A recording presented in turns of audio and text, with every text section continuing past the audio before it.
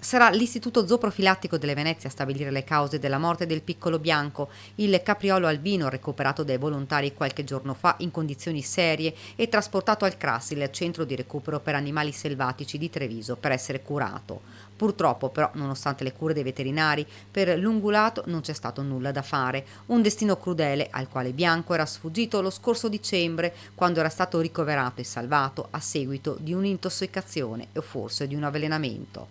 Si era ripreso ed era stato riportato nel suo habitat naturale. Il cucciolo era figlio di Bianchina, un raro esemplare di capriolo albino che nei mesi scorsi aveva fatto molto parlare di sé ed era stato idealmente adottato dai residenti di quelle zone.